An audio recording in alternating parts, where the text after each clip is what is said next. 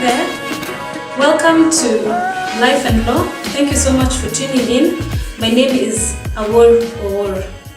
So in the last episode, we were able to look at the law that governs redundancy. So we looked at the Employment Act, we looked at the Labor Relations Act, and we were able to look at the international conventions that Kenya is a party to.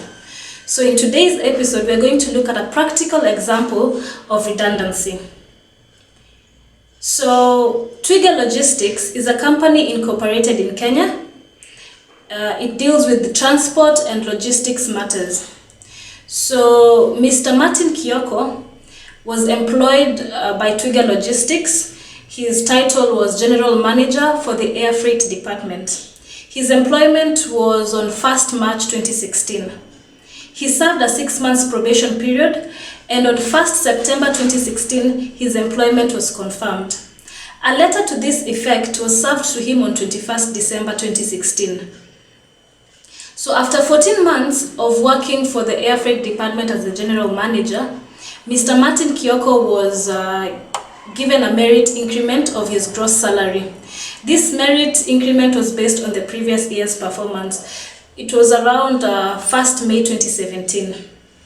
So Mr. Martin Kioko was very happy that things were looking up for him in the company. So on the 4th of September, Mr. Martin Kioko was called in for a meeting. In the meeting was his boss, the general manager, and the human resource manager. So in that meeting, the agenda for the meeting was his termination, which was definitely a shock to him considering things were going very well for him. So in the meeting, he was told that there's a critical reduction of business leading to reduced revenue. And the department that was hit hard was the Air Freight Department, and he's the head of that department. So that's the reason why he's being terminated on account of redundancy.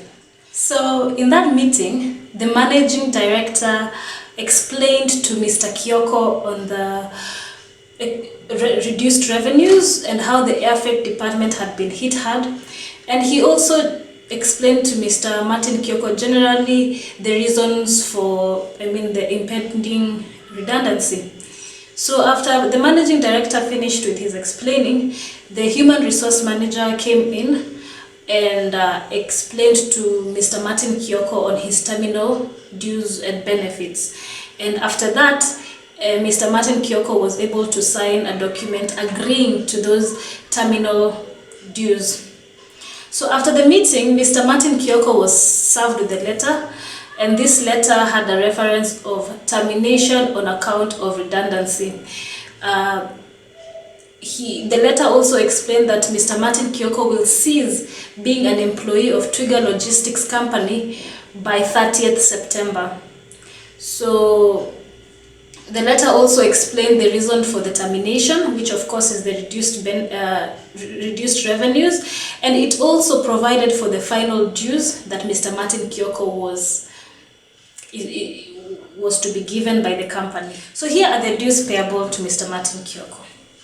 So Mr. Kioko will be paid for the days up to and including 30th of September. He would also be paid his unspent leave days. So by the end of 30th September, Mr. Martin Kioko would have accrued about 66 leave days, unspent leave days. So he would be paid for that. Also, Mr. Martin Kioko would also, his telephone bills would also be paid. This is something that the company usually does for him. So they would continue until his employment ceased in 30th September. Mr. Martin Kioko would also be paid for the outstanding notice. That is, by the time this letter was being served to him, which was on the 4th of September, and his employment is going to cease by 30th of September. So that's roughly 27 days notice. So he was going to be paid outstanding notice of 3 days. In addition to this, he was going to be paid severance pay. It is at a rate of 15 days for every complete year.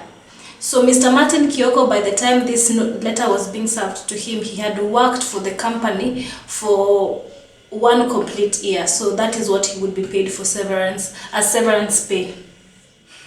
So Mr. Martin Kioko continued working for Twiga Logistics, and on 27th September, he was issued a certificate of service. It is also important to note 2 things. First, that Mr. Martin Kioko was not part of a trade union. Second, a letter was served to the Labour Office, and the letter with the reference of redundancy notice, and it was dated on the 25th of August. So this letter stated that the content of that particular letter was going to be communicated to Mr. Kioko by 25th of August, and his employment is to cease by 30th of September. So all this is what happened to Mr. Kioko, and after his employment ceased, Mr. Martin Kioko thought about what had just happened to him, and for some reason he felt that this termination was quite unfair to him. He tried to think about what could have gone wrong, what really happened, and all he could say is that the company, Twiga Logistics, was very, very unfair to him. He thought about how he had just had a merit increment. How come that things are bad for the company? I mean, he thought about so many things, and he figured the best option was to seek the services of a lawyer, so that the lawyer can explain to him what exactly had just happened and what are the remedies that he could seek from the law and he could seek from court. So thank you so much for tuning in. Make sure you tune into the next episode, where we will be looking at how the lawyer explains to Mr. Martin Kioko redundancy, also how the lawyer builds his case, builds the arguments for Mr. Martin Kioko. We'll be able to see how the lawyer presents that argument in court. What are the documents that he files in court? What does he say in court? And yeah, so it's going to be amazing. Thank you so much for tuning in.